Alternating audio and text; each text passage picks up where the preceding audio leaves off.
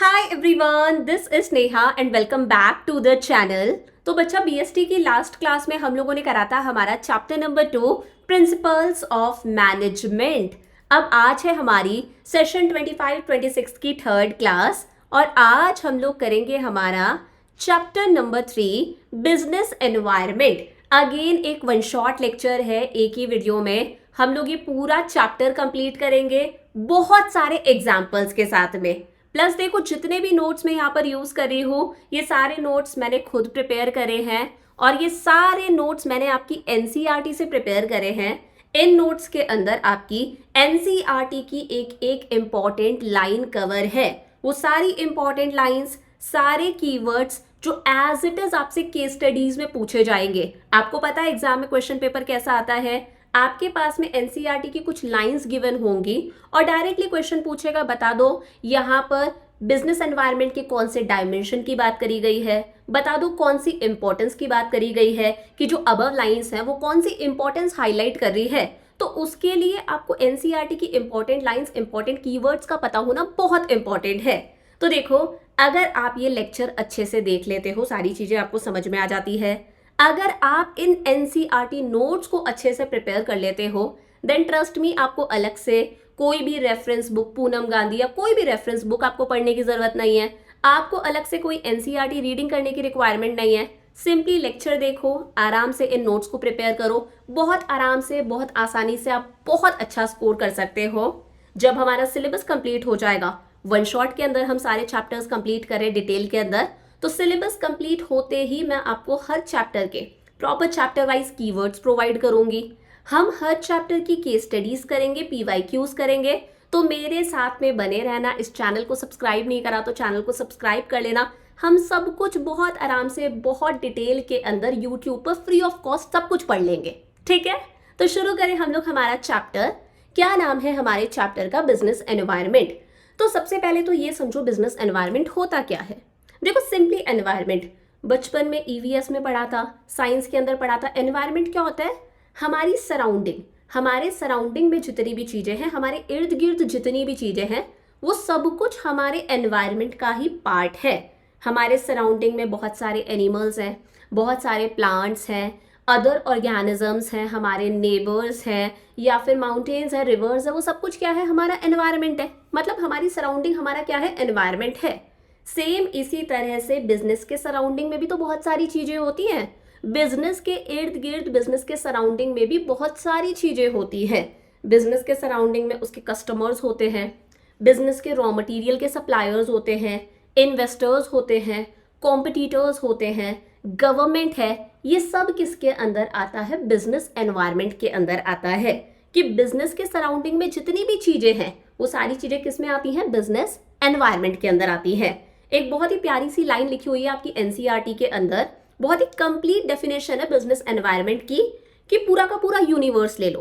क्या करो? पूरा का पूरा यूनिवर्स ले लो और उस यूनिवर्स के अंदर से उस बिजनेस ऑर्गेनाइजेशन को माइनस कर दो जिस बिजनेस ऑर्गेनाइजेशन की हम बात कर रहे हैं।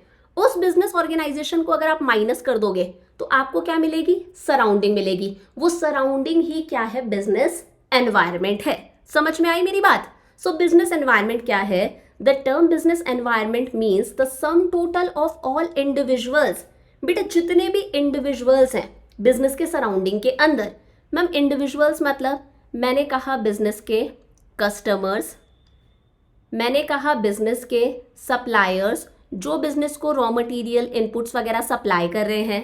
जितने भी इंस्टीट्यूशंस है, इंस्टीट्यूशंस के अंदर गवर्नमेंट आ गई, क्योंकि गवर्नमेंट का भी अच्छा खासा इम्पैक्ट होता है बिजनेस के ऊपर। अगर सरकार बोल देगी कि आप पॉलीथिन बैग्स में सामान नहीं दे सकते तो आप पॉलीथिन बैग्स यूज नहीं करोगे। हम आज जूट बैग्स यूज करते हैं, दुकान वाला हमें जूट बैग देता है, पॉलीथिन बैग नहीं देता। सरकार बोल देगी जीएसटी आ गया तो हमें जीएसटी के अकॉर्डिंग चलना पड़ेगा। तो गवर्नमेंट का भी रोल है। और इंस्टीट्यूशंस के अंदर बिजनेस के कॉम्पिटिटर्स आ जाते हैं। मान लो नया कॉम्पिटिटर आ गया आपका मार्केट के अंदर, जोमेटो था, जोमेटो का कॉम्पिटिटर स्विगी आ गया, तो जोमेटो को अपनी पॉलिसी बदलनी पड़ेगी, जोमेटो को कस्टमर्स को ज्यादा डिस्काउंट देना पड़ेगा। सिंपल सा है। एंड अदर फोर्सेस भी हैं। टेक्नोलॉजी में कोई चेंज आ गया, आजकल जैसे सारा काम ऑनलाइन हो रहा है तो ऑफलाइन का गया जमाना। टेक्नोलॉजी में अगर कोई चेंज आ रहा है या फिर लीगल एनवायरनमेंट है, मान लो कोई नया लॉ आ गया है, रूल्स रेगुलेशंस आ गए हैं। जैसे हम लोगों ने देखा कंज्यूमर प्रोटेक्शन एक्ट, आप कस्टमर्स को कोई एक्सपायर्ड प्रोडक्ट नहीं बेच सकते, आप कस्टमर को कोई ऐसा प्रोडक्ट नहीं बेच सकते जो हजार्डियस है, जिससे उसके बेचारे की जान पर बन आए, आप कस्टमर के साथ में कोई फ्रॉड वगैरह नहीं कर सकते। कंज्यूमर प्रोटेक्शन एक्ट है, जीएसटी का मैंने आपको एग्जांपल दे दिया। बहुत सारी चीजें हैं, मान लो सुनामी आ गई, अर्थक्वेक आ गया, तो इन सब चीजों का बिजनेस पर इम्पैक्ट पड़ता है। तो बिजनेस एनवायरनमेंट के अंदर बहुत सारे इंडिविजुअल्स आते हैं, इंस्टीट्यूशंस आते हैं, अदर फोर्सेस हैं that are outside the control of a business enterprise, और ये सारी चीजें कहीं ना कहीं बिजनेस के कंट्रोल से बाहर है। बिजनेस इन चीजों को बिल्कुल भी कंट्रोल नहीं कर सकता। भैया सरकार अगर कोई रूल ला रही है तो बिजनेस उसे चेंज नहीं कर सकता। अर्थक्वेक्स आ रहे हैं, बिजनेस उसे चेंज नहीं कर सकता। मार्केट में कॉम्पिटिटर आ गया, बिजनेस इसे चेंज नहीं कर सकता। कस्टमर का ट्रेंड बदल गया है, फैशन में चेंज आ गया है, आप उसे चेंज नहीं कर सकते। ये सारी चीजें बिजनेस के कंट्रोल से बाहर है, बट दैट में अफेक्ट इट्स परफॉर्मेंस। लेकिन ये सारी चीजें बिजनेस की परफॉर्मेंस को अफेक्ट करती हैं। पॉजिटिवली भी बिजनेस पर इंपैक्ट डालती हैं, नेगेटिवली भी डालती हैं।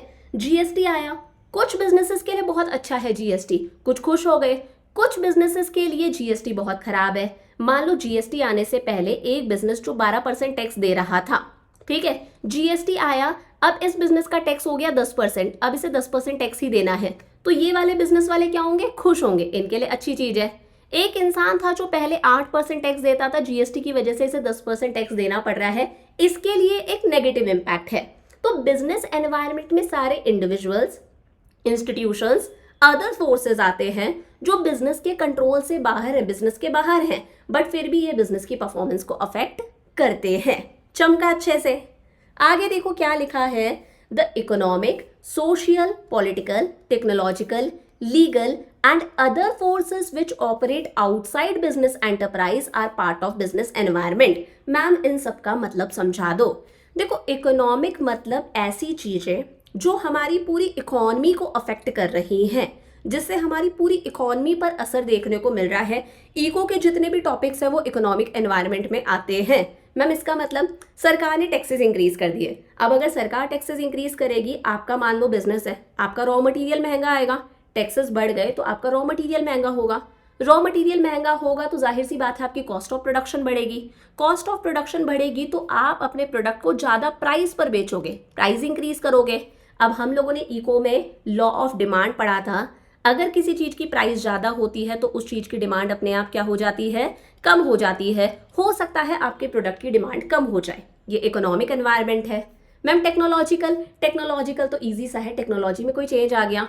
बहुत पहले के टाइम पर आप लोगों के घर में आप लोगों ने हो सकता है देखा भी हो, मैंने तो देखा है, वो मॉनिटर वाला टीवी चला करता था, बताना मुझे देखा है तो, मॉनिटर वाला टीवी चला करता था। आजकल एलईडी वगैरह का ज़माना है, तो ये टेक्नोलॉजी में चेंज है। सोशल एनवायरनमेंट में आता है कि फैशन में चेंज आ गया, हमारे ट्रेडिशंस, हमारे कस्टम्स वगैरह। जैसे दिवाली आती है तो दिवाली के आते ही ग्रीटिंग कार्ड्स की डिमांड बढ़ जाती है, नए कपड़ों की डिमांड बढ़ जाती है, लोग गाड़ी लेते हैं, नई मिठाइयों की डिमांड बढ़ जाती है, चॉकलेट्स की डिमांड बढ़ जाती है। तो हमारा फैशन ट्रेंड या फिर कोई फेस्टिवल्स वगैरह, ये सब चीज़ें किस में आती हैं, सोशल के अंदर। पॉलिटिकल के अंदर आता है, कई बार कोई गवर्नमेंट किसी पर्टिकुलर बिजनेस को सपोर्ट करती है और किसी पर्टिकुलर बिजनेस को सपोर्ट नहीं करती। अभी बहुत रिसेंटली, क्या पता आपने सुना होगा या नहीं सुना होगा, कर्नाटका गवर्नमेंट ने ये जो बाइक टैक्सीज होती है ना, रैपिडो वगैरह बाइक टैक्सीज को बैन कर दिया। तो यहाँ पर कर्नाटका गवर्नमेंट ने एक पर्टिकुलर बिजनेस को, बाइक टैक्सीज को, रैपिडो वगैरह को सपोर्ट नहीं करा। लीगल है, कोई लॉ में चेंज आ गया, नया लॉ आ गया। सो economic, social, political, technological, legal, other forces, मैंने बोला अर्थक्वेक्स आ गए, सुनामी वगैरह आ गई, फ्लड्स आ गए, ये सारी चीजें बिजनेस के बाहर है, बट ये कहीं ना कहीं बिजनेस की परफॉर्मेंस को अफेक्ट करती हैं। अच्छे से चमक गया, प्रॉपर दोनों डेफिनेशंस हो गई हमारी एनसीईआरटी की। अब आगे हम लोग बात करते हैं एनवायरमेंट स्कैनिंग क्या है। देखो ये जो बिजनेस का एनवायरमेंट है, बिजनेस की सराउंडिंग है, इसे अच्छे से समझना, इसे अच्छे से एनालाइज करना, इसके बारे में एक प्रॉपर अवेयरनेस रखना ही क्या है, एनवायरमेंट स्कैनिंग। बिजनेस के एनवायरमेंट को अच्छे से समझना, इसके बारे में अवेयरनेस रखना कि अच्छा टेक्नोलॉजी में ये चेंज आ रहा है, ओ अच्छा गवर्नमेंट ने ये रूल्स रेगुलेशंस चेंज कर दिए, अच्छा ओ कोविड जैसी सिचुएशन आ गई, सरकार जीएसटी लेकर आ गई। तो इस एनवायरमेंट के बारे में एक अंडरस्टैंडिंग रखना, एक कंप्लीट अवेयरनेस रखना, that is environment scanning. So environment scanning refers to complete awareness and understanding of business environment. अब देखो, जब हम एनवायरमेंट स्कैनिंग करते हैं, बिजनेस के एनवायरमेंट को समझते हैं, तो हम क्या करते हैं, स्वॉट एनालिसिस करते हैं. क्या करते हैं, स्वॉट एनालिसिस करते हैं. मैम ये क्या होता है, बहुत इंपॉर्टेंट है, ध्यान से समझना. सबसे पहले ओ और टी समझते हैं. ओ का मतलब होता है अपॉर्चुनिटीज. देखो ये एक्सटर्नल चीजें हैं. एक्सटर्नल एनवायरनमेंट में बिजनेस के बाहर कुछ ऐसी चीजें हो रही हैं जिससे आप एक अपॉर्चुनिटी की तरह लेते हो, जो आपके लिए एक एडवांटेज की तरह है और आप उस अपॉर्चुनिटी का फायदा उठाते हो. आपके एक्सटर्नल एनवायरनमेंट में कोई ऐसी चीज हो रही है, कोई ट्रेंड है या कुछ भी ऐसा हो रहा है जो आपके लिए एक एडवांटेज की तरह है, आपके लिए एक अपॉर्चुनिटी की तरह है. आप उस अपॉर्चुनिटी का फायदा उठाओगे और अपने कॉम्पिटिटर्स से आगे निकलोगे. फॉर एग्जाम्पल हम जोमैटो की बात करते हैं. जोमैटो ने अपना बिजनेस इंडिया में स्टार्ट करा, तो कैसे करा, जोमैटो ने अच्छे से एनवायरनमेंट को देखा और एनालाइज करा. यार इंडिया में जो मिडिल क्लास लोग हैं उनकी इनकम बढ़ती जा रही है, मियाँ बीवी दोनों वर्किंग हैं, दोनों जब शाम को घर आते हैं, किसी का खाना बनाने का मन नहीं करता, वो लोग चाहते हैं कि यार ऑर्डर कर देते हैं, घर पर खाना आ जाएगा, कुछ भी खाना आ जाएगा, पिज्जा बर्गर जो खाना है घर पर आ जाएगा, उनकी लाइफ कन्वीनियंट हो जाएगी. वो लाइफ को कन्वीनियंट बनाना चाहते हैं क्योंकि बेचारे दोनों वर्किंग हैं. तो जोमैटो ने एनवायरनमेंट को एनालाइज करा, उसने इन्हें एक अपॉर्चुनिटी की तरह लिया और इसका फर्स्ट मूवर एडवांटेज लिया कि उसने देखा हम घर घर खाना भिजवाते हैं, ऑनलाइन फूड डिलीवरी, तो ये अपॉर्चुनिटी है. अब जिस तरह से एनवायरनमेंट हमें कुछ पॉजिटिव चीजें देता है, बाहर के एनवायरनमेंट में कुछ ऐसा हो रहा है जिसको आपको एडवांटेज मिलेगा, सेम इसी तरह से बाहर के एनवायरनमेंट में कुछ ऐसा भी होता है जो आपके लिए थ्रेट साबित हो सकता है, डिसएडवांटेज की तरह साबित हो सकता है, उसे हम लोग बोलते हैं थ्रेट. मैम थ्रेट कैसे, जैसे जब जोमैटो चल रहा था, जोमैटो ने एनवायरनमेंट को एनालाइज करा और उसने देखा अरे स्विगी मार्केट में आने वाला है, मेरा कॉम्पिटिटर मार्केट में आने वाला है. तो जब आप एनवायरनमेंट को एनालाइज कर रहे हो तो आपको पॉजिटिव चीजें यानी कि अपॉर्चुनिटीज का भी पता चलता है और आपके लिए क्या थ्रेट है, क्या नेगेटिव चीजें हैं, आपको उनका भी पता चलता है और आप उन चीजों से डील करने के लिए पहले से तैयार हो जाते हो.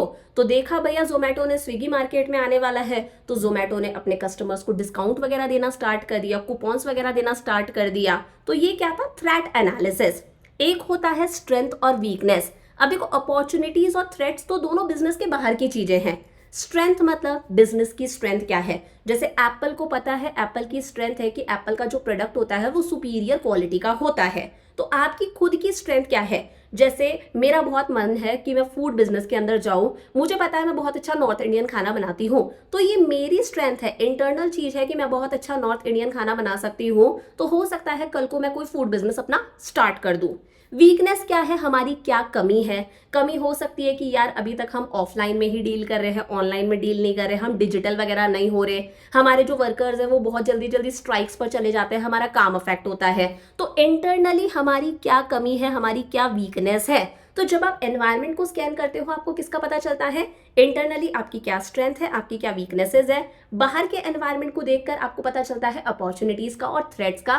थ्रेट्स आपके लिए एक अर्ली वार्निंग सिग्नल का काम करते हैं.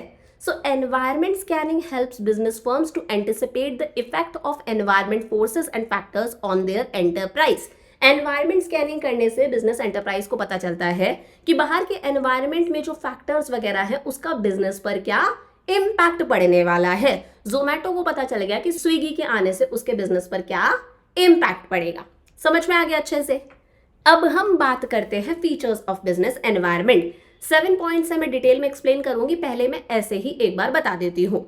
नंबर 1 है totality of external forces. Business के सराउंडिंग में जितनी भी चीजें हैं, इंडिविजुअल्स, इंस्टीट्यूशंस, फोर्सेस, सबका सम टोटल कर दो. सम टोटल को हम इको में क्या बोलते हैं, एग्रीगेट कर दो. एग्रीगेट मतलब सम टोटल कर दो. वही क्या है, बिजनेस एनवायरनमेंट है और ये बिजनेस के कंट्रोल से बाहर होता है. सेकेंड है स्पेसिफिक एंड जनरल फोर्सेस. देखो स्पेसिफिक फोर्सेस में वो चीजें आती हैं जो सिर्फ एक पर्टिकुलर बिजनेस को अफेक्ट कर रही हैं, अभी मैं एग्जांपल दूंगी. वहीं जनरल फोर्सेस में वो चीजें आती हैं जिनका सभी बिजनेसेस पर इंपैक्ट पड़ता है. अगर किसी पर्टिकुलर बिजनेस पर इंपैक्ट पड़ रहा है, पर्टिकुलर बिजनेस की day to day workings affect हो रही हैं, वो स्पेसिफिक फोर्सेस है. किसी चीज का सारे बिजनेसेस पर इंपैक्ट पड़ता है, फॉर एग्जाम्पल जीएसटी, वो जनरल फोर्सेस है. थर्ड है इंटर रिलेटेडनेस, बिजनेस एनवायरनमेंट में जितनी भी चीजें आती हैं सारी चीजें आपस में क्या है, रिलेटेड हैं, सबके बीच में आपस में रिलेशन है।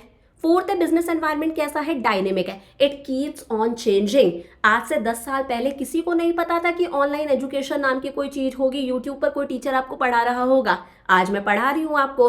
तो बिजनेस एनवायरनमेंट कैसा है, डायनेमिक है, इट कीप्स ऑन चेंजिंग। किसी को नहीं पता था कोविड आ जाएगा, एकदम से बिल्कुल इधर उधर हो जाएगा सब कुछ, बिजनेस एनवायरनमेंट डायनेमिक है।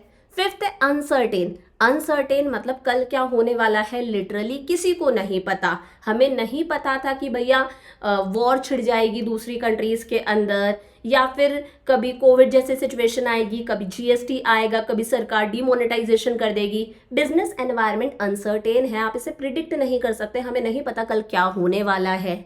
सिक्स्थ है बिजनेस एनवायरनमेंट जो है वो कॉम्प्लेक्स है, कॉम्प्लेक्स इन द सेंस टुकड़ों में आप इसे समझ सकते हो लेकिन टोटल में इसे समझना बहुत मुश्किल है, बहुत कॉम्प्लेक्स है, आपको इसे समझना बहुत ही ज्यादा क्या है, मुश्किल है।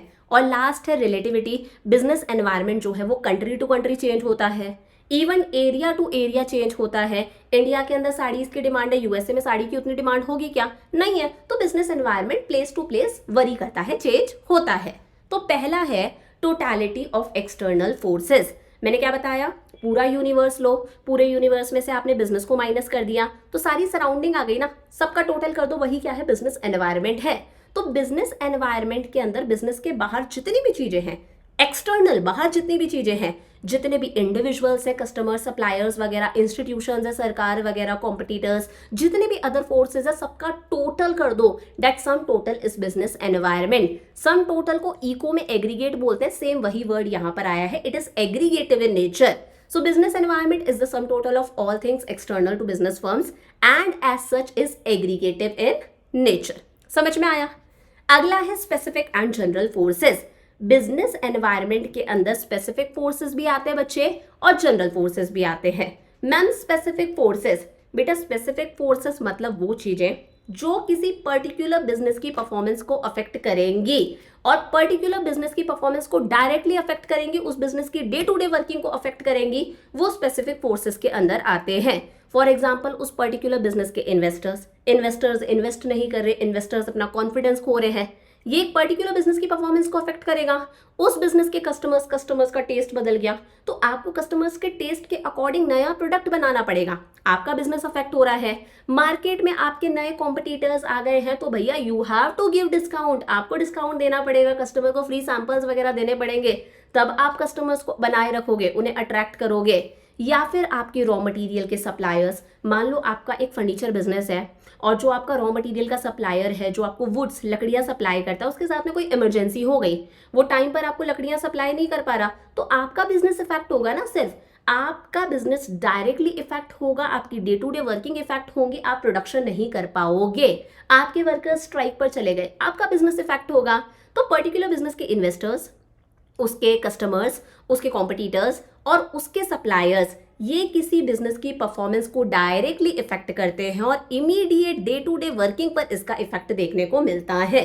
वहीं जनरल फोर्सेस क्या है, जनरल फोर्सेस में वो चीजें आती हैं जिनका सभी बिजनेसेस पर इफेक्ट देखने को मिलता है बट डायरेक्ट इफेक्ट देखने को नहीं मिल रहा, इनडायरेक्ट इफेक्ट है, डायरेक्ट इफेक्ट देखने को नहीं मिल रहा, इनडायरेक्टली ये सारे बिजनेसेस पर अपना असर डालते हैं। फॉर एग्जाम्पल मैंने बोला सरकार जीएसटी लेकर आई तो किसी एक पर्टिकुलर बिजनेस पर थोड़ी ना इसका असर देखने को मिला, सारे बिजनेसेस अफेक्ट हुए हैं जीएसटी की वजह से, कुछ पर इसका पॉजिटिव इंपैक्ट देखने को मिला, कुछ पर नेगेटिव इंपैक्ट देखने को मिला। कंज्यूमर प्रोटेक्शन एक्ट है तो वो सारे बिजनेसेस के है ना कि सारे बिजनेसेस जो हैं वो अपने कस्टमर्स को खराब प्रोडक्ट नहीं बेच सकते, एक्सपायर्ड प्रोडक्ट नहीं बेच सकते, अच्छी क्वालिटी का प्रोडक्ट बेचना है रीजनेबल प्राइजेस पर, कस्टमर्स के साथ में आप कोई फ्रॉड्यूलेंट एक्टिविटीज नहीं कर सकते, ये सारे बिजनेसेस के लिए है। तो सोशल एनवायरनमेंट में कोई चेंज आ रहा है, जैसे दिवाली वगैरह भी अगर आ गई तो बहुत सारे बिजनेसेस पर इसका इम्पैक्ट पड़ता है। ग्रीटिंग कार्ड्स का बिजनेस प्रमोट होगा, मिठाइयों का बिजनेस प्रमोट होगा, चॉकलेट्स का, कपड़ों का, गाड़ियों का, गिफ्ट्स वगैरह का। पॉलिटिकल एनवायरनमेंट में कोई चेंज आ गया, पॉलिटिकल स्टेबिलिटी है, ठीक है, तो सारे बिजनेसेस ग्रो करते हैं, इन्वेस्टर्स का कॉन्फिडेंस बना रहता है। कोई वॉर चल रही है, पॉलिटिकल इंस्टेबिलिटी है, अभी इंडिया और पाकिस्तान की बिल्कुल वॉर लाइक सिचुएशन थी, वो तो बीच में रुक गई, एकदम से शेयर मार्केट डाउन चले गया था, सारे बिजनेसेस पर इंपैक्ट देखने को मिला, मतलब इन्वेस्टर्स का कॉन्फिडेंस कम हो जाता है। लीगल एनवायरनमेंट में कोई चेंज आ गया, कोई नया रूल्स रेगुलेशंस कानून आ गया हो, टेक्नोलॉजिकल एनवायरनमेंट में चेंज आ गया, ये सारे बिजनेसेस को अफेक्ट करता है इनडायरेक्टली, डायरेक्टली नहीं करता। ये पॉइंट सबसे इंपॉर्टेंट है, इसे अच्छे से पढ़ना है।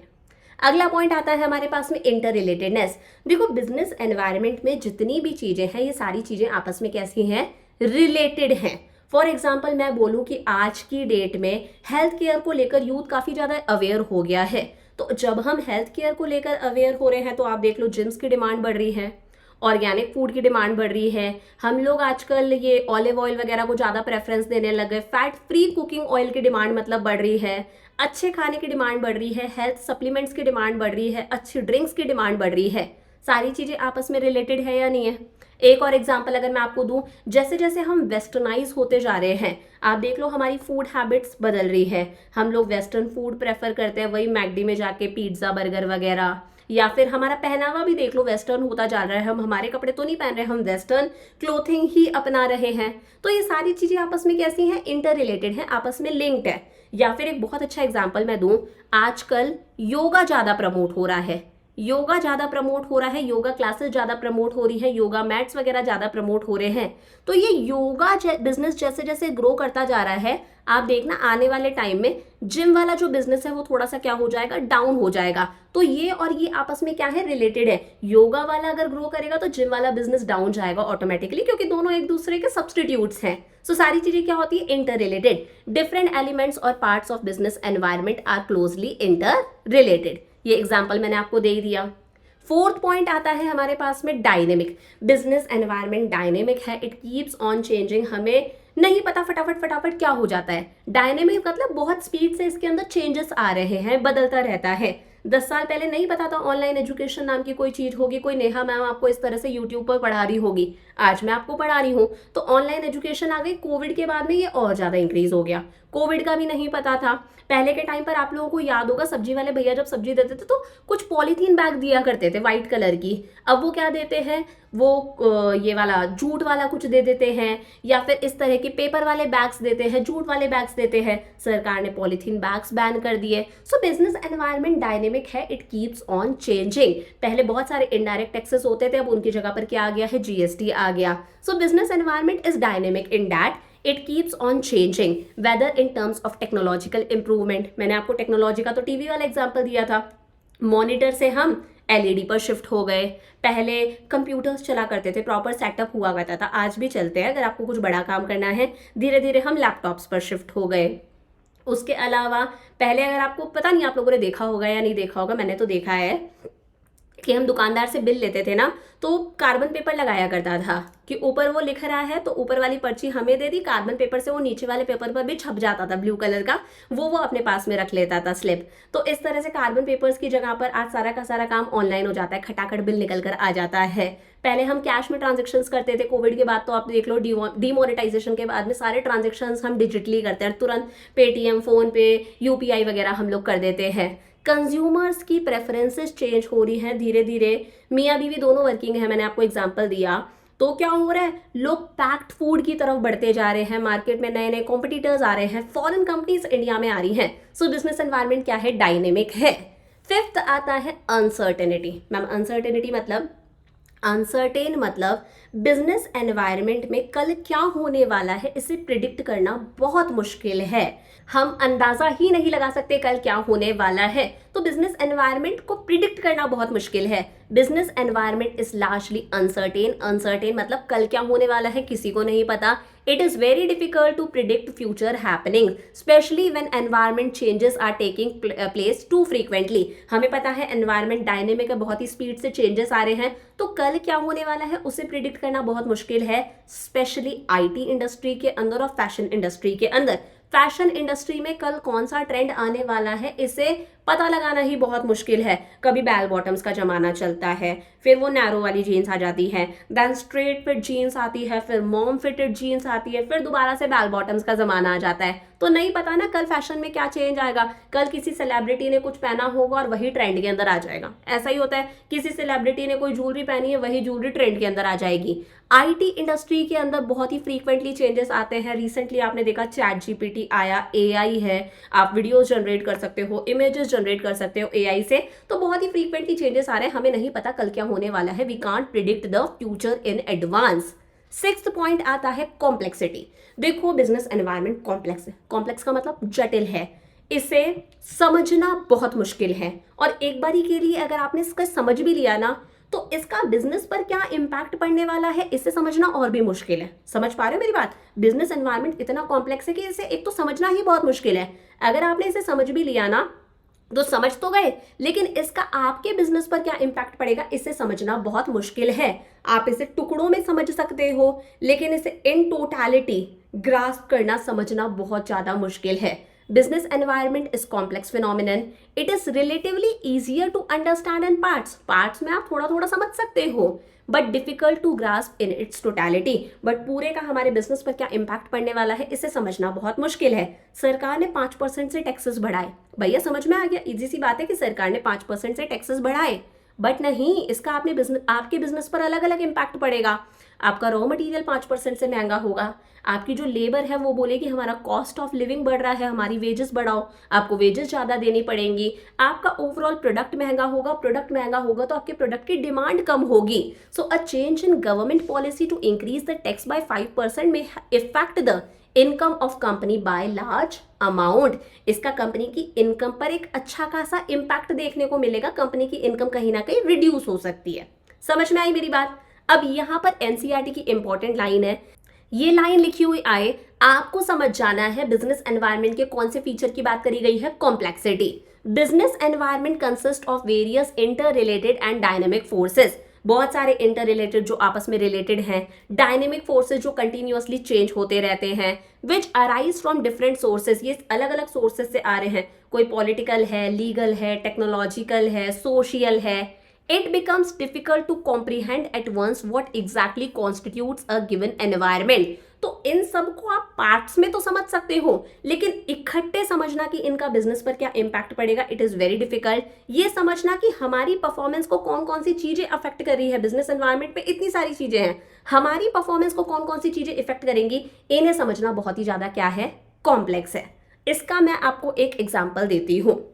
देखो, टाटा मोटर्स ने इलेक्ट्रिक व्हीकल्स लॉन्च करे, इलेक्ट्रिक कार्स लॉन्च करी। तो जब टाटा मोटर्स ने इलेक्ट्रिक कार्स लॉन्च करी तो उसने अच्छे से एनवायरनमेंट को एनालाइज करा। अब हमारा एनवायरनमेंट क्या है, कॉम्प्लेक्स है। कॉम्प्लेक्स मतलब इसमें बहुत सारी चीजें आती हैं। इकोनॉमिकली देखा कि यार इंडिया के अंदर लोग इलेक्ट्रिक कार्स अफोर्ड भी कर पाएंगे, तो ये तो इकोनॉमिक फैक्टर्स हो गए। टेक्नोलॉजिकली देखा कि यार इलेक्ट्रिक कार्स को चार्ज करने के लिए वो सॉकेट वगैरह होना चाहिए, तो हमारे पास में रिक्वायर्ड इंफ्रास्ट्रक्चर भी है क्या कि इलेक्ट्रिक कार्स को चार्ज करा जा सके। अगर दूर की कोई जर्नी है, आप कहीं दूर जा रहे हो, तो रिक्वायर्ड इंफ्रास्ट्रक्चर होना चाहिए ना कि इलेक्ट्रिक कार्स को वहां पर हम चार्ज कर सके। लीगली सोचा कि हमारे देश के अंदर इलेक्ट्रिक कार से रिलेटेड क्या रूल्स रेगुलेशंस है, क्या सरकार इस काम के लिए सब्सिडी भी देती है, इस बिजनेस को प्रमोट भी करती है या नहीं करती है। पॉलिटिकल एनवायरनमेंट देखा कि हमारी गवर्नमेंट क्या इस ग्रीन ट्रांसपोर्ट को सपोर्ट करेगी, क्या हमारी सरकार की जो पॉलिसीज वगैरह है वो इस बिजनेस के फेवर में है या इस बिजनेस के फेवर में नहीं है। और लास्ट है सोशल ट्रेंड्स, क्या हमारे यहाँ के जो लोग हैं वो पेट्रोल और डीजल की गाड़ी से इलेक्ट्रिक गाड़ियों पर स्विच करने को भी तैयार है या नहीं तैयार है। बहुत लोगों का माइंडसेट होता है कि यार सही है, पेट्रोल डीजल जलाने की छुट्टी, वो नहीं जलाना पड़ेगा। बहुत लोग ये सोचते हैं कि इन गाड़ियों के अंदर जो बैटरी लगती है उस बैटरी की शेल्फ लाइफ कम होती है, बैटरी खराब हो जाएगी तो बैटरी का अच्छा खासा 4-5 लाख का खर्चा होता है। तो सोशल ट्रेंड भी देखना कि क्या लोग पेट्रोल की गाड़ियों से इलेक्ट्रिक गाड़ियों पर स्विच करेंगे। ये सारी चीजें किस में आती है, कॉम्प्लेक्सिटी के अंदर आती हैं। कि देखो बिजनेस एनवायरनमेंट को समझना कितना ज्यादा कॉम्प्लेक्स है, आपको सारी चीजों को समझना पड़ेगा। क्लियर हो गया? लास्ट आता है हमारे पास में रिलेटिविटी। देखो रिलेटिविटी का सिंपल सा मतलब है जो बिजनेस का एनवायरनमेंट है वो कंट्री टू कंट्री वरी करता है, चेंज होता है। Even region to region, area to area भी वरी करता है। फॉर एग्जाम्पल इंडिया में साड़ीज की डिमांड है, साड़ीज की डिमांड उतनी ज्यादा यूएसए के अंदर नहीं है। एक बहुत अच्छा मैं एग्जाम्पल देती हूँ, हमारे यहाँ पर जो मैकडी है वो बीफ बर्गर सर्व नहीं करता, क्यों नहीं करता? क्योंकि गाय हमारी माता है, हमारे रिलीजियस सेंटिमेंट्स उससे जुड़े हुए हैं, तो हमारे यहाँ पर बीफ बर्गर सर्व नहीं करा जा सकता। गाय हमारी माता है, लेकिन वही बीफ बर्गर जो बिग मैक करके जाना जाता है, यूएसए के अंदर बेस्ट सेलर माना जाता है मैकडी का, तो वही है, McDonald's doesn't serve beef burger due to religious sensitivities. In USA जो बीफ बर्गर है वो वहां का बेस्ट सेलर है। तो बिजनेस एनवायरनमेंट जो है वो country to country, area to area क्या करता है? वरी करता है। समझ में आ गया अच्छे से? ये हम लोगों ने क्या कर लिया? कैरेक्टरिस्टिक्स। आगे हम लोग बात करते हैं इंपॉर्टेंस ऑफ बिजनेस एनवायरनमेंट। बेटा ये लिखा हुआ तो है importance of business environment, but actually ये बिजनेस एनवायरनमेंट की इंपॉर्टेंस नहीं है, ये है एनवायरनमेंट स्कैनिंग की इंपॉर्टेंस। कि एनवायरनमेंट स्कैनिंग, बिजनेस के एनवायरनमेंट को समझना, उसके बारे में कंप्लीट अंडरस्टैंडिंग, अवेयरनेस रखना क्यों इंपॉर्टेंट है। तो पहला है, it enables the firm to identify opportunities and getting the first mover advantage. इसका मतलब है अगर कोई फर्म, कोई बिजनेस के एनवायरनमेंट को अच्छे से एनालाइज करता है, उसके बारे में कंप्लीट अवेयरनेस रखता है, तो उस फर्म को अपॉर्चुनिटीज का पता चलता है। जैसे मैंने आपको जोमेटो का एग्जांपल दिया था, और वो फर्म उन अपॉर्चुनिटीज का सबसे पहले फायदा उठाती है, उन अपॉर्चुनिटीज को ग्रैब करती है, सबसे पहले फायदा उठाती है और अपने कॉम्पिटिटर्स से आगे निकलती है। सो अपॉर्चुनिटीज मतलब positive external trends that help a firm to improve its performance. External environment में कोई ऐसी चीज हो रही है जिसे आपने अच्छे से एनालाइज करा, वो पॉजिटिव चीज है, आप उसका फायदा उठा सकते हो, आप उसे ग्रैब कर सकते हो और आप अपने कॉम्पिटिटर से आगे निकल सकते हो। बहुत अच्छा एग्जाम्पल है कि मारुति उद्योग का एग्जाम्पल है। मारुति उद्योग आपके एनसीईआरटी में गिवन है। It was the first company in India जिसने एनवायरनमेंट को अच्छे से एनालाइज करा और देखा कि इंडिया के अंदर मिडिल क्लास लोग ज़्यादा हैं, तो इंडिया के अंदर स्मॉल कार्स लॉन्च करनी चाहिए। कि मिडिल क्लास लोग ज़्यादा हैं, पेट्रोल की प्राइसेस डे बाय डे बढ़ती जा रही हैं, तो इसे एनालाइज करके मारुति उद्योग ने इंडिया के अंदर स्मॉल कार्स लॉन्च करी। सबसे पहले आइडेंटिफाई करा, अपॉर्चुनिटी को ग्रैब करा और उसका फर्स्ट मूवर एडवांटेज लिया। Early identification of opportunities helps an enterprise to be the first to exploit them instead of losing them to competitors. हम कॉम्पिटिटर्स के लिए उन अपॉर्चुनिटीज को नहीं छोड़ रहे, हम सबसे पहले ग्रैब करके उसका फर्स्ट मूवर एडवांटेज लेते हैं। पहला क्लियर। अब जिस तरह से एनवायरनमेंट हमें अपॉर्चुनिटीज देता है, पॉजिटिव चीजें देता है, एनवायरनमेंट में थ्रेट्स भी होते हैं, कुछ नेगेटिव चीजें भी होती हैं। अगर आपने उन नेगेटिव चीजों को एनालाइज कर लिया तो वो आपके लिए एक अर्ली वार्निंग सिग्नल का काम कर रहा है। आपने नेगेटिव चीजों को एनालाइज करा तो आप कहीं ना कहीं वहीं पर अवेयर हो जाओगे, आप उन नेगेटिव चीजों से डील करने के लिए अपनी पॉलिसीज में चेंजेस लेकर आओगे। वो आपके लिए एक अर्ली वार्निंग सिग्नल का काम कर रहा है। So threats refers to the external environment trends and changes that will hinder a firm's performance. Threats मतलब external environment में कोई ऐसी चीज हो रही है जो कहीं ना कहीं आपकी परफॉर्मेंस को नेगेटिवली इम्पैक्ट करेंगी। Environmental awareness can help managers to identify various threats on time and serve as an early warning signal. अगर आप एनवायरनमेंट को लेकर अवेयर हो, एनवायरनमेंट की अच्छे से स्कैनिंग कर रहे हो, तो आप उन थ्रेट्स को पहले से आइडेंटिफाई कर लोगे और आपके लिए एक अर्ली वार्निंग सिग्नल का काम करेगा। इसका भी मैं आपको एनसीईआरटी का एग्जांपल देती हूँ। मारुति उद्योग ने एनवायरनमेंट को एनालाइज करा और उसने देखा बहुत सारी फॉरेन कार मैन्युफैक्चरिंग फर्म्स जो है वो इंडिया में अपना बिजनेस सेटअप करने वाली है। क्या समझे? मारुति उद्योग ने अच्छे से एनवायरनमेंट को एनालाइज करा, समझा और देखा तो पता चला बहुत सारी फॉरेन कार मैन्युफैक्चरिंग कंपनीज जो हैं वो इंडिया में अपना बिजनेस सेटअप करने वाली हैं। इसको मारुति उद्योग ने एक अर्ली वार्निंग सिग्नल की तरह लिया, अपना प्रोडक्शन बढ़ाया, कस्टमर्स को वही कार्स थोड़े कम प्राइस पर सेल करना स्टार्ट करा। तो क्या करा, यहाँ पर हम लोगों ने थ्रेट्स को आइडेंटिफाई करा, ये हमारे लिए एक अर्ली वार्निंग सिग्नल का काम कर रहा है कि हमने हमारा प्रोडक्शन बढ़ा दिया, हमारी पॉलिसीज वगैरह में चेंजेस कर दिया, कस्टमर्स की डिमांड को हम ज़्यादा बेहतर तरीके से सर्व कर रहे हैं ताकि हम हमारे कॉम्पिटिटर्स के साथ में डील कर सके। If an Indian firm finds that a foreign MNC is entering the Indian market with new substitutes, it should act as an early warning signal. Third point क्या आता है? It helps in tapping useful resources. Important बात है, देखो business को काम करने के लिए बहुत सारे इनपुट्स की रिक्वायरमेंट होती है। इनपुट्स जैसे बिजनेस को काम करने के लिए रॉ मटेरियल चाहिए, पावर चाहिए, पानी चाहिए, लेबर चाहिए, पैसा चाहिए, मशीनें चाहिए। ये सारी चीज़ें बिजनेस को कहाँ से मिलती हैं? अपने एनवायरनमेंट से मिलती हैं। रॉ मटेरियल, पानी, पावर सब एनवायरनमेंट से मिल रहा है। लेबर जो है वो भी सोसाइटी का ही एक पार्ट है, सोसाइटी के ही लोग बिजनेस के अंदर एज अ लेबर काम कर रहे हैं। कोई ना कोई फाइनेंसर होता है, वो भी सोसाइटी का ही पार्ट है। मशीनें भी कहीं ना कहीं एनवायरनमेंट से मिल रही हैं। तो बिजनेस के लिए एनवायरनमेंट को समझना बहुत मुश्किल है कि कहाँ पर बिजनेस को ये सारी चीजें सस्ते में अवेलेबल हो जाएंगी और अच्छी क्वालिटी की अवेलेबल हो जाएंगी। कहाँ से रॉ मटेरियल सस्ते में मिलेगा और अच्छी क्वालिटी का मिलेगा, कहाँ से लेबर को अरेंज करा जा सकता है, सस्ते में लेबर मिल जाए और अच्छी क्वालिटी की स्किल्ड लेबर मिले, कहाँ से पैसा अरेंज करा जा सकता है कम रेट ऑफ इंटरेस्ट पर, कहाँ से अच्छी क्वालिटी की मशीन सस्ते में मिल सकती है। For that environment scanning is very important. Plus business जब अपना प्रोडक्ट बना रहा है, प्रोडक्ट बना के भी किसको बेचता है? सोसाइटी को ही बेचता है।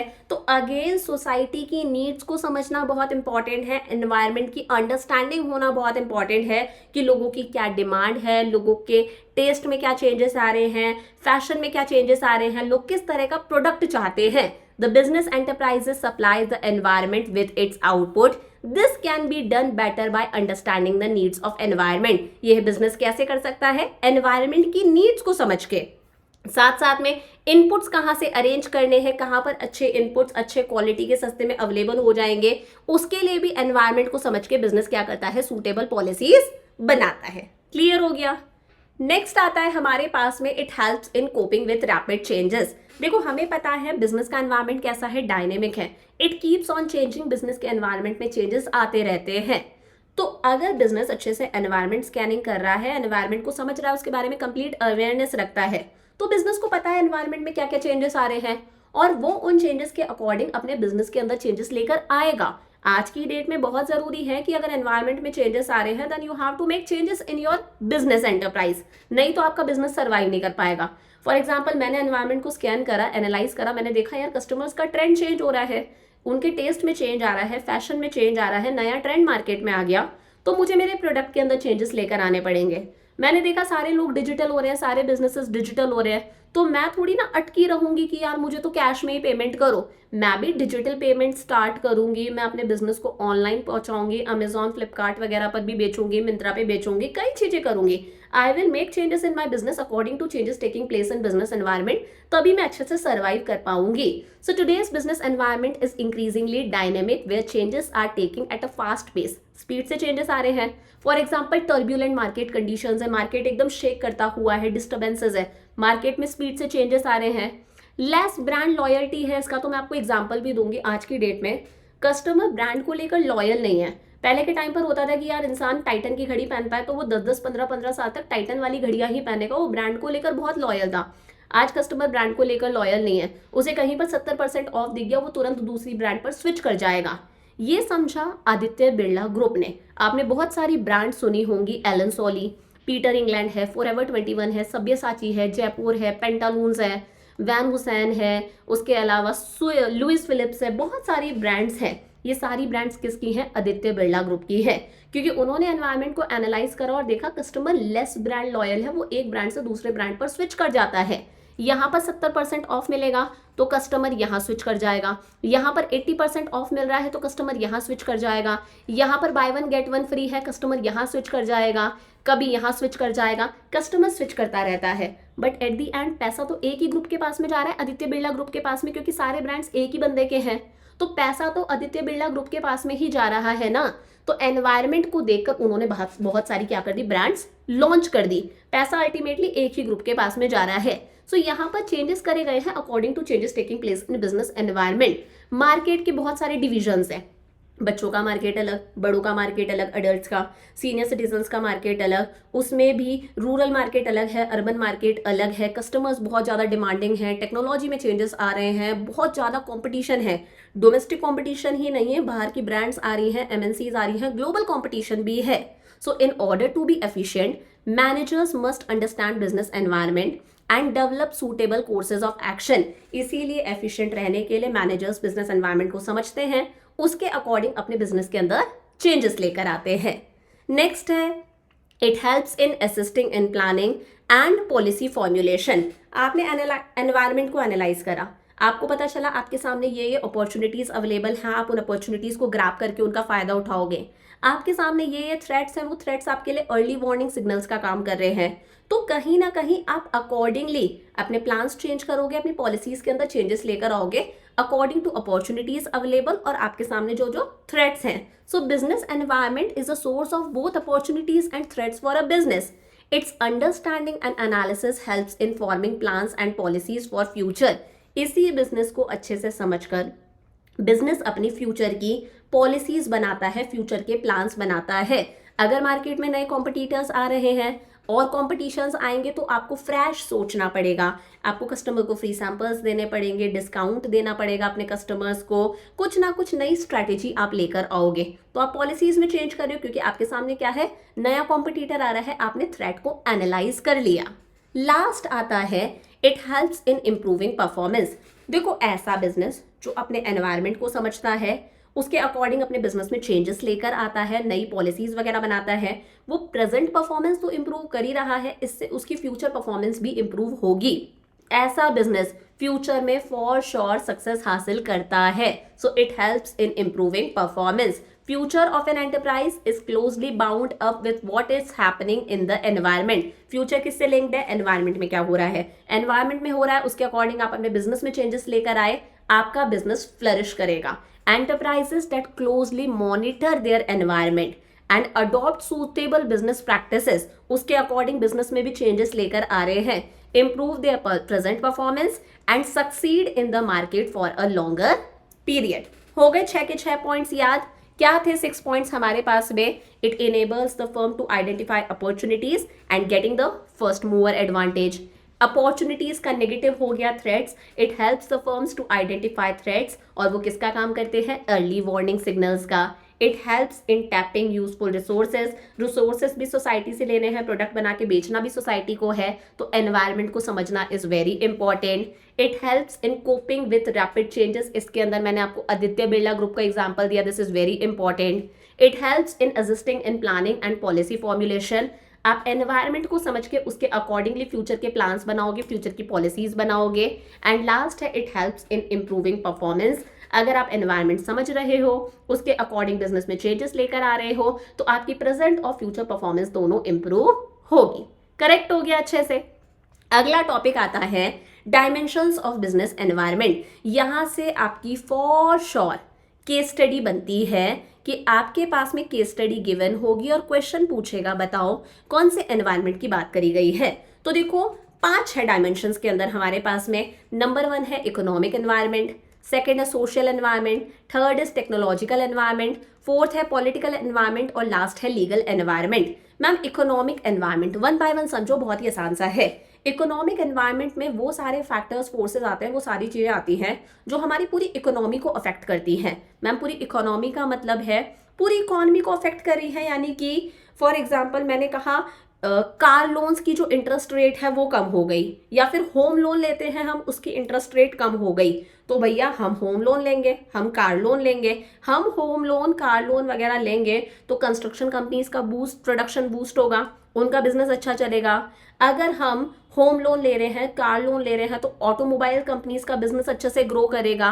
तो इसके अंदर वो चीजें आती है जो पूरी इकोनॉमी को अफेक्ट करी. मतलब इको से रिलेटेड जितने भी टॉपिक्स हैं, पैसे से रिलेटेड जितने भी टॉपिक्स हैं, वो किस में आते हैं, इकोनॉमिक एनवायरनमेंट में, जो पूरी इकोनॉमी को अफेक्ट कर रहे हैं. मान लो देश का जीडीपी बढ़ रहा है, देश की नेशनल इनकम बढ़ रही है, पर कैपिटा इनकम बढ़ रही है, तो हम डिमांड ज्यादा करेंगे, देश में इन्वेस्टमेंट वगैरह ज्यादा होगी, तो ये चीजें पूरी इकोनॉमी को अफेक्ट करती हैं. So economic environment refers to all the forces and factors which directly influence the economy of our country, जिससे हमारी पूरी इकोनॉमी पर जिसका इम्पैक्ट देखा जाता है. फॉर एग्जाम्पल इंटरेस्ट रेट, मान लो कार लेने के लिए आपको कम इंटरेस्ट देना पड़ रहा है, कार लोन की इंटरेस्ट रेट कम हो गई, तो आप कार्स परचेज करोगे, ऑटोमोबाइल्स का बिजनेस क्या करेगा, ग्रो करेगा.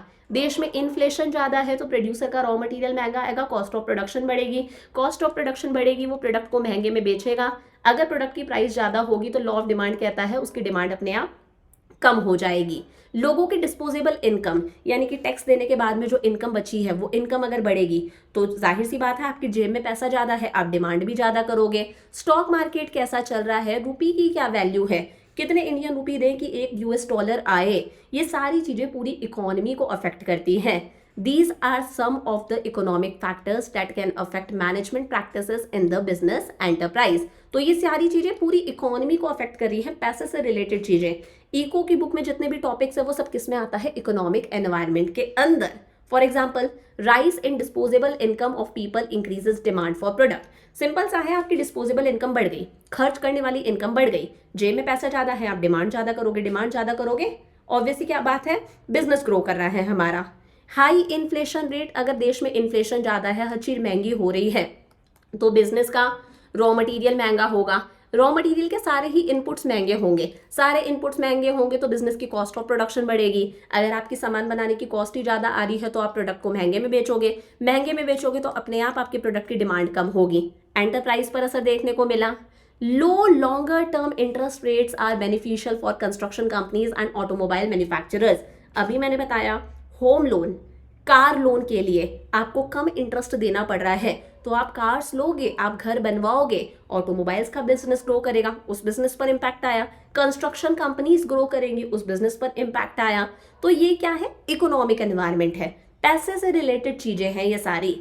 क्या क्या आता है इसके अंदर हमारा? Some aspects of economic environment, aspects भी बोल सकते हो, कंपोनेंट्स भी बोल सकते हो।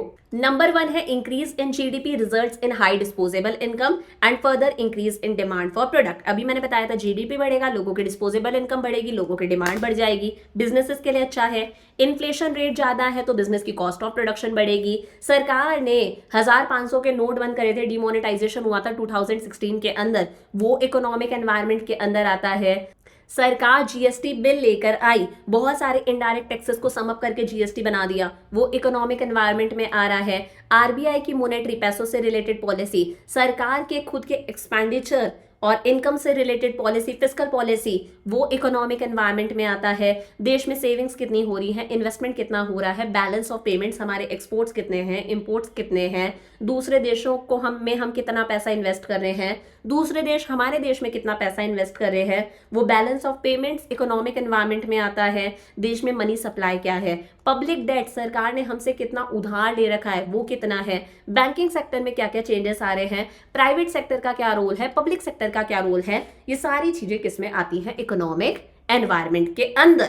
तो कुछ भी केस स्टडी में इससे रिलेटेड अगर गिवन होगा, आपको देखकर समझ जाना है, it comes under economic environment. Economic environment में वो चीजें आती हैं जिससे पूरी इकोनॉमी पर इंपैक्ट आ रहा है। क्लियर हो गया? अगला आता है हमारे पास में सोशल एनवायरनमेंट, ये लोगों से रिलेटेड है। The social environment of business includes the social forces like customs and traditions. हमारे कस्टम्स, ट्रेडिशंस यानी कि फेस्टिवल्स, हमारे रीति रिवाज इसके अंदर आते हैं। जैसे दिवाली का सीजन हुआ, ईद है, गुरु पर्व है, क्रिसमस है, अपने आप ग्रीटिंग कार्ड्स की डिमांड बढ़ जाती है, अपने आप देख लो, मिठाइयों की, चॉकलेट्स की डिमांड, केक्स की डिमांड इंक्रीज हो जाती है, कपड़ों की डिमांड बढ़ जाती है।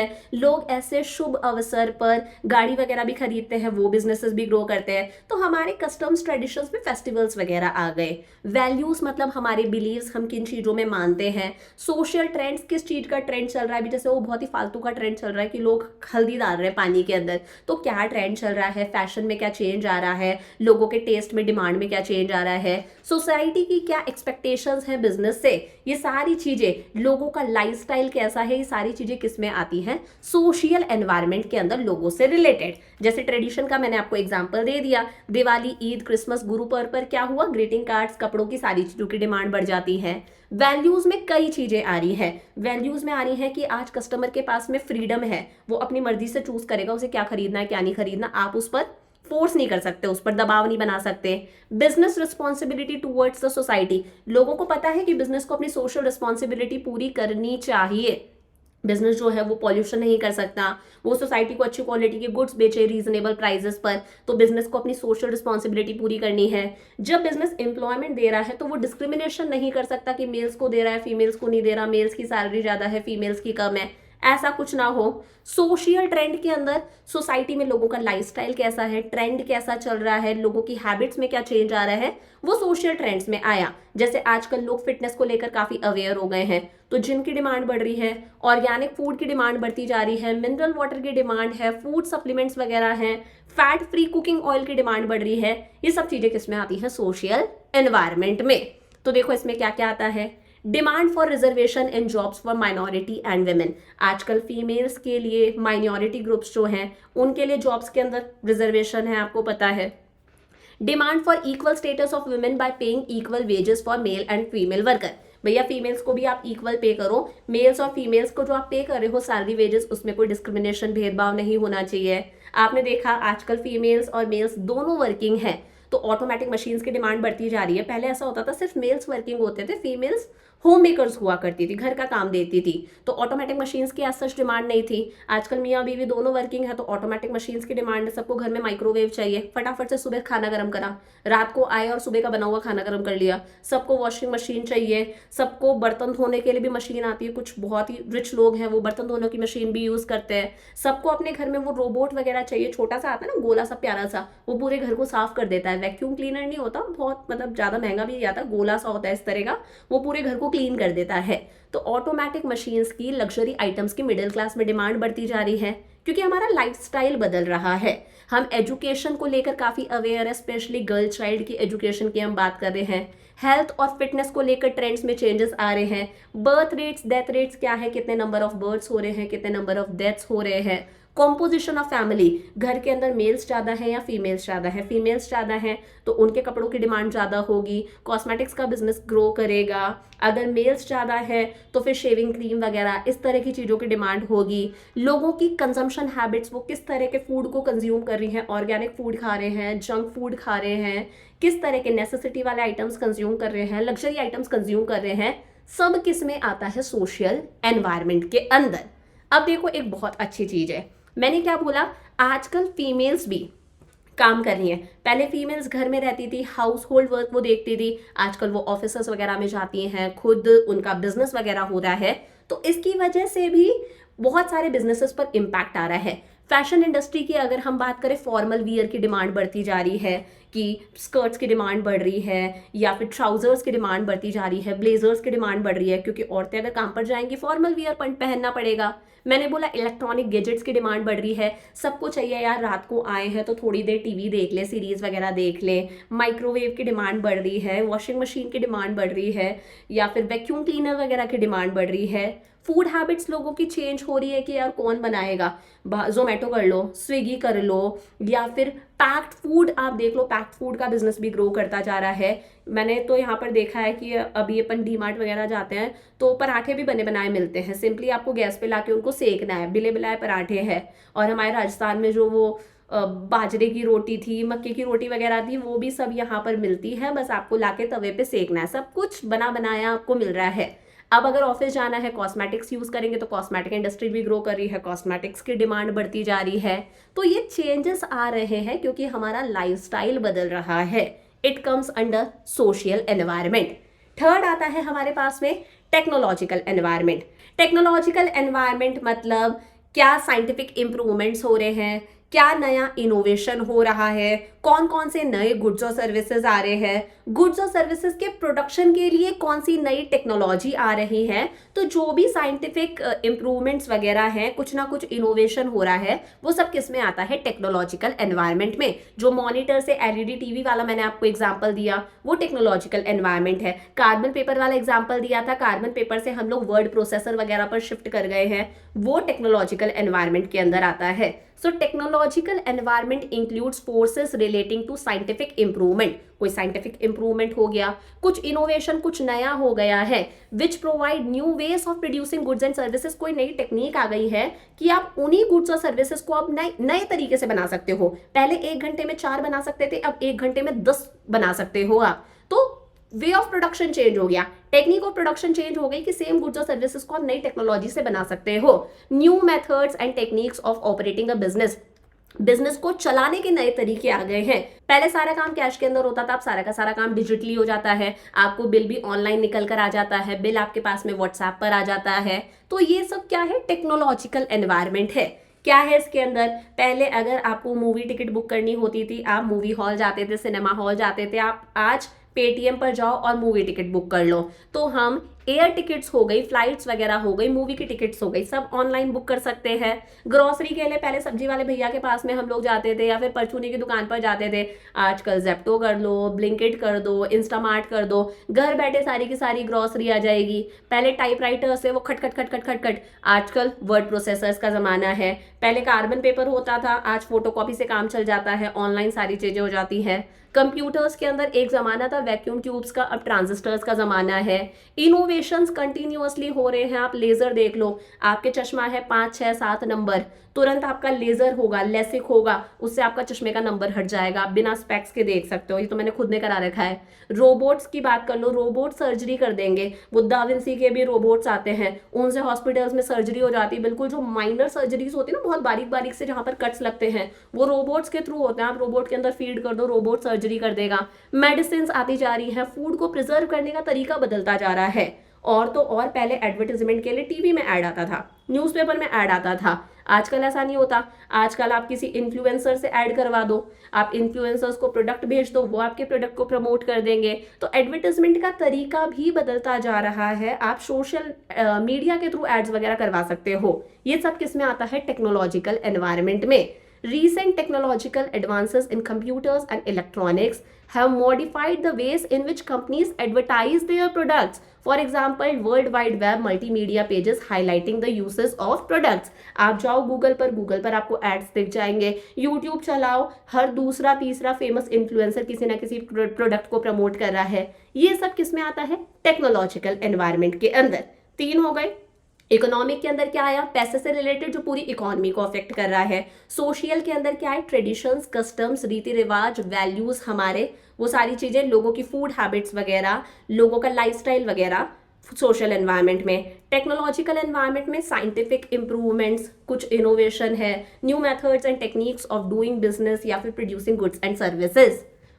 4th आता है पॉलिटिकल एनवायरनमेंट। पॉलिटिकल एनवायरनमेंट में आती हैं पॉलिटिकल कंडीशंस कि भैया अगर देश के अंदर स्टेबिलिटी है, यानी कि पीस वाला माहौल है, तो इन्वेस्टर्स का कॉन्फिडेंस रहता है बूस्ट, अपने आप वो लॉन्ग टर्म इन्वेस्टमेंट करेंगे, तो बिजनेसेस के लिए अच्छा है, बिजनेसेस ग्रो करते हैं। पॉलिटिकल इंस्टेबिलिटी है, जैसे पाकिस्तान में है कि कभी भी कोई गवर्नमेंट अपना पूरा टेन्योर ही कंप्लीट नहीं करती, कितनी ज़्यादा पॉलिटिकल इंस्टेबिलिटी है। वहाँ पर इन्वेस्टर्स लॉन्ग टर्म इन्वेस्टमेंट नहीं करते, दूसरे देश भी वहाँ पर इन्वेस्टमेंट नहीं करेंगे, तो बिजनेसेस ग्रो नहीं करते, इकोनॉमी डाउन रहती है। अभी जैसे पहले हुआ था, इंडिया और पाकिस्तान के बीच में वॉर लाइक सिचुएशन थी, हमारा शेयर मार्केट डाउन चले गया था, मतलब हमारी इकोनॉमी कहीं ना कहीं थोड़ी सी डाउन होने की कगार पे थी, वो तो वॉर रुक गई। अभी जैसे ईरान और इजराइल के बीच में वॉर चल रही है, तो वहाँ की इकोनॉमीज डाउन है, हमारा शेयर मार्केट भी इफेक्टेड है। सो political environment includes political condition कैसी चल रही है। जनरल स्टेबिलिटी है, बिजनेस ग्रो करेगा, इनस्टेबिलिटी है, बिजनेसेस डाउन रहते हैं। पीस है क्या कंट्री में, and specific attitudes that elected government representatives holds towards business. Plus ये भी है कि जो इलेक्टेड गवर्नमेंट है हमारी, जैसे इंडिया में बीजेपी है, उसका किसी पर्टिकुलर बिजनेस के टुवर्ड्स एटीट्यूड कैसा है।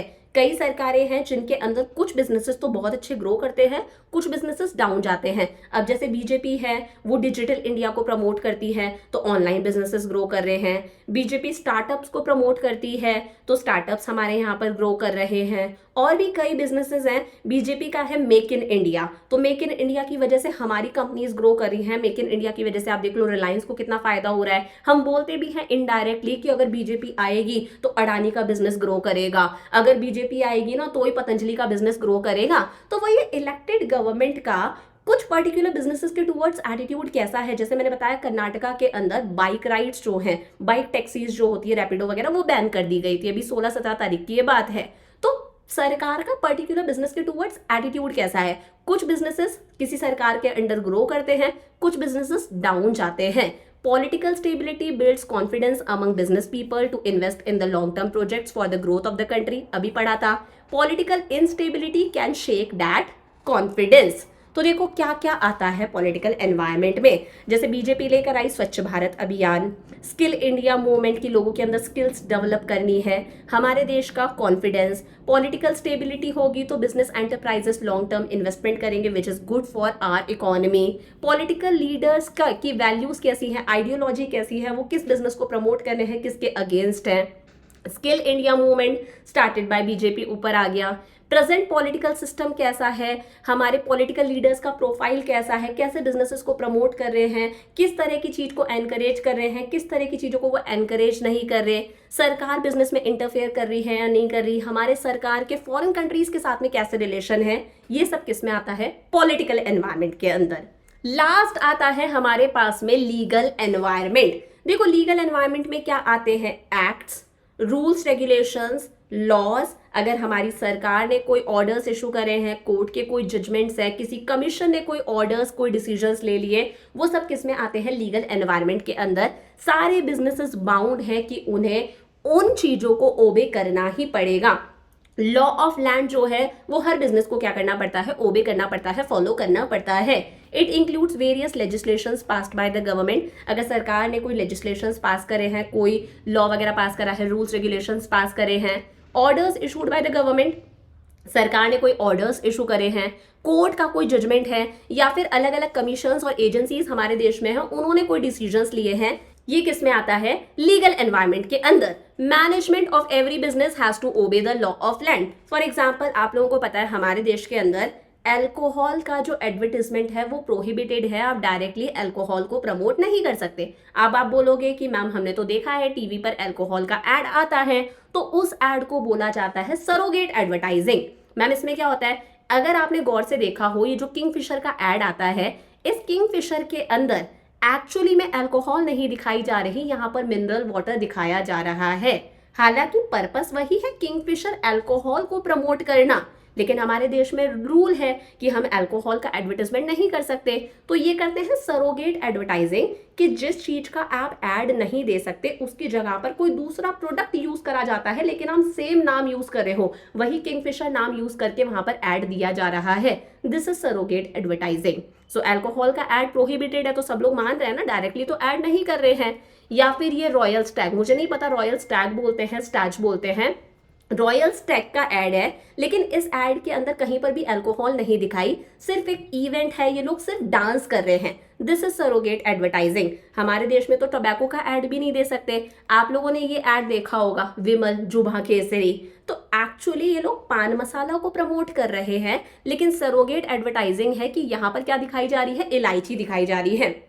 पर्पस वही है कि कस्टमर के दिमाग में ब्रांड की विजिबिलिटी रहे, किंगफिशर की विजिबिलिटी रहे, उसके दिमाग में विमल की विजिबिलिटी रहे, रॉयल स्टैग की विजिबिलिटी रहे, वो बार बार रिकॉल करता रहे, और आप साथ साथ में लॉ भी पूरा कर रहे हो, आप कानून भी मान रहे हो कि आप एड के अंदर वो चीजें नहीं दिखा रहे, आप सरोगेट एडवर्टाइजिंग कर रहे हो। सो वही ये अल्कोहल का जैसे एड यहाँ पर प्रोहिबिटेड है। सिगरेट अगर आप बेच रहे हो तो सिगरेट के पैकेट के ऊपर वार्निंग होनी चाहिए that smoking causes throat cancer या फिर smoking is injurious to health.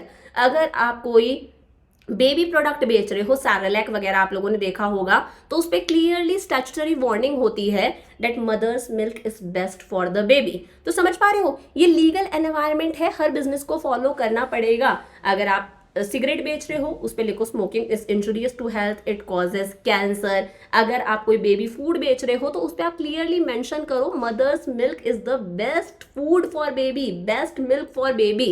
ये स्टैट्यूटरी वार्निंग से ये कहता है हमारा लीगल एनवायरमेंट।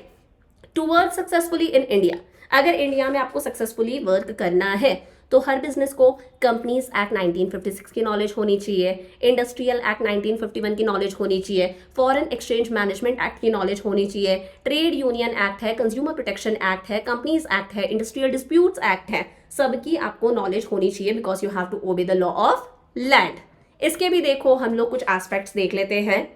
लीगल पॉलिसीज क्या है, लाइसेंसिंग से रिलेटेड कुछ बिजनेसेस ऐसे हैं for which you have to take licence from the government, तो लाइसेंसिंग से रिलेटेड आपको चीजें पता होनी चाहिए, पॉलिसीज पता होनी चाहिए।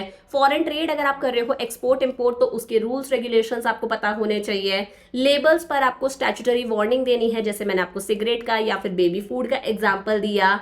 कुछ लॉज ऐसे हैं जहां पर आप किसी चीज का एडवर्टाइजमेंट नहीं कर सकते, जैसे आप अल्कोहल का एडवर्टाइजमेंट नहीं कर सकते, बेबी फूड बेच रहे हो उस पर लिखना जरूरी है that mother's milk is best for baby. Foreign exchange management act की आपको नॉलेज होनी चाहिए। ये सब किस में आता है, लीगल एनवायरमेंट के अंदर। चमक गया अच्छे से। अब भाई चैप्टर हमारा समाप्त हो गया।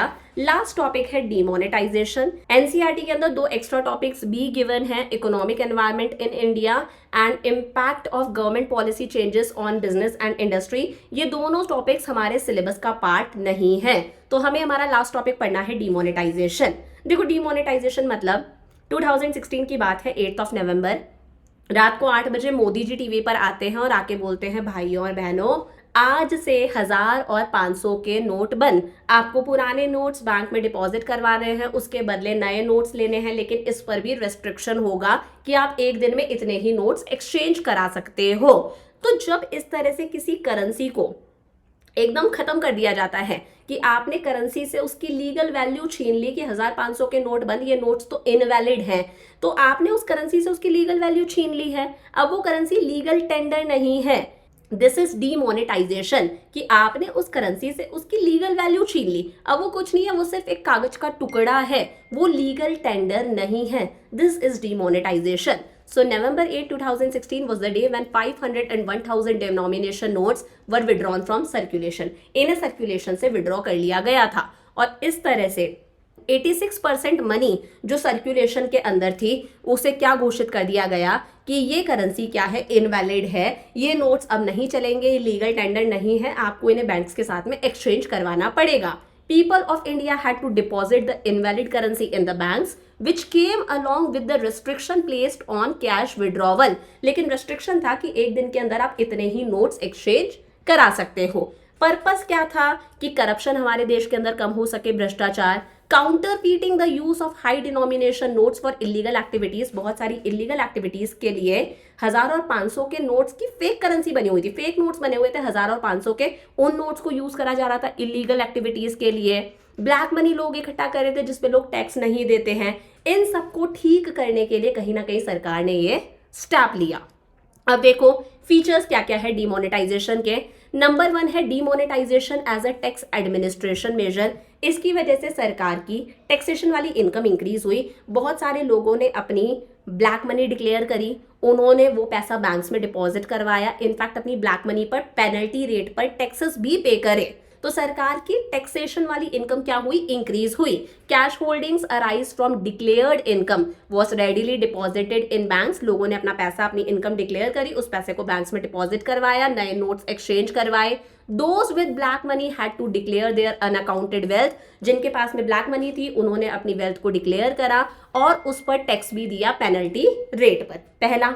सेकेंड है non tolerance of tax evasion. कहीं ना कहीं सरकार ने लोगों को ये बता दिया कि भैया टैक्स की चोरी, टैक्स इवेशन हम टॉलरेट नहीं करेंगे, अगली बारी भी अगर आप अपने पास में ब्लैक मनी रखते हो तो हम कभी भी डीमोनेटाइजेशन कर सकते हैं। तो सरकार ने बिना बोले ये ऐलान कर दिया कि टैक्स की चोरी, टैक्स इवेशन को हम लोग टॉलरेट नहीं करने वाले। Demonetisation has indicated that tax evasion will no longer be tolerated और एक्सेप्टेड।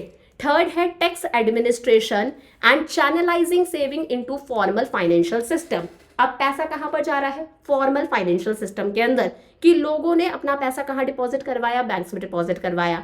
हमें पता है जो पैसा बैंक्स में डिपॉजिट होता है वो पैसा बैंक्स अपने पास में नहीं रखते, कुछ पैसा रखते हैं, बाकी पैसा बैंक्स क्या करते हैं, प्रोड्यूसर्स को दे देते हैं लोन पर, ताकि वो पैसा प्रोडक्टिव पर्पसेस के लिए काम आ सके।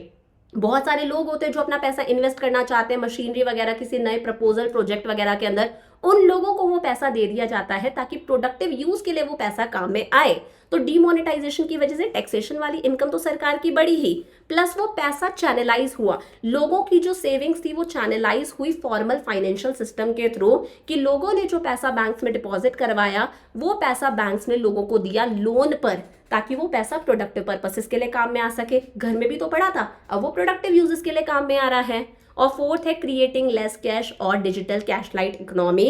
कहीं ना कहीं डीमोनेटाइजेशन के बाद में हमारी इकोनॉमी कैसी बन चुकी है, less cash, cash light economy, कि अब हम ज़्यादा से ज़्यादा ट्रांजेक्शन्स कैसे करते हैं, डिजिटली करते हैं। हम यूपीआई कर देते हैं, पेटीएम कर देते हैं, फ़ोन पे, गूगल पे कर देते हैं, इंटरनेट बैंकिंग होती है, बहुत सारे ऑप्शंस हैं। पहले सारे ट्रांजेक्शन्स कैश में हुआ करते थे, आजकल सारे ट्रांजेक्शन्स ज़्यादातर कैसे होते हैं, डिजिटली होते हैं। लोग अपना पैसा बैंक्स में डिपॉजिट करवाते हैं, अपने पैसे को डिक्लेयर करते हैं, उस पर टैक्सेस भी पे करते हैं। सो डीमोनेटाइजेशन से इकोनॉमी कैसी बन चुकी है, less cash, cash light economy हमारी बन चुकी है।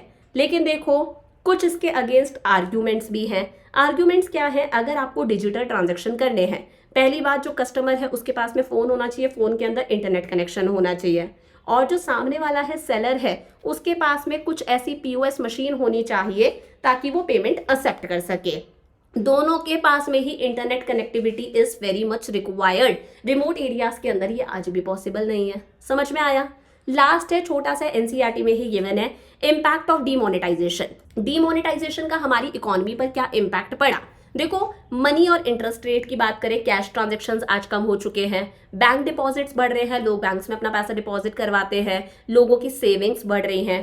प्राइवेट वेल्थ की बात करें तो उस टाइम पर जब डिमोनेटाइजेशन हुआ था तो रियल एस्टेट वाला, प्रॉपर्टी वाला जो बिजनेस था वो कहीं ना कहीं डाउन चले गया था। नाउ इट इज ओके, दोबारा वैसा ही हो गया है। पब्लिक सेक्टर पर एज सच कोई इम्पैक्ट नहीं हुआ, गवर्नमेंट एम्प्लॉयज पर इसका कोई एज सच असर देखने को नहीं मिला। डिजिटलाइजेशन हुआ है, आजकल हम डिजिटल ट्रांजेक्शन करते हैं, वही है फोन पे, गूगल पे वगैरह हम यूज करते हैं, यूपीआई है, इंटरनेट बैंकिंग वगैरह है। रियल एस्टेट का बिजनेस उस टाइम पर डाउन गया था। टैक्स कलेक्शन, सरकार की टैक्सेस से होने वाली इनकम इंक्रीज हुई है। सरकार ने बता दिया कि अब सरकार टैक्स इवेजन को बिल्कुल भी टॉलरेट नहीं करेगी, तो लोग अपना पैसा बैंक्स में डिपॉजिट करवाते हैं, अपनी मनी डिक्लेयर करते हैं, उस पर टैक्सेस भी पे करते हैं, तो सरकार की टैक्सेशन वाली इनकम क्या हो रही है? इंक्रीज हो रही है। समझ में आ गया? तो ये हम लोगों ने हमारा चैप्टर नंबर 3 कंप्लीट कर लिया वन शॉट के अंदर। अगर ये लेक्चर अच्छा लगा तो प्लीज इन लेक्चर्स को अपने फ्रेंड्स के साथ में जरूर शेयर करना। It will really give me a lot of motivation. Plus जितने भी नोट्स मैंने यहाँ पर यूज करे हैं, ये सारे नोट्स आपके एनसीईआरटी के नोट्स हैं। ये सारे नोट्स आपको एप्लीकेशन पर मिलेंगे। एप्लीकेशन का नाम है Neha Jangid classes. Play store से आप एप्लीकेशन डाउनलोड कर सकते हो। प्रिंटेबल नोट्स है, सारे नोट्स आपको एप्लीकेशन पर मिलेंगे। So I will see you in next class. Next class में हम लोग करेंगे हमारा chapter number 4 planning. Lots of love, bye bye.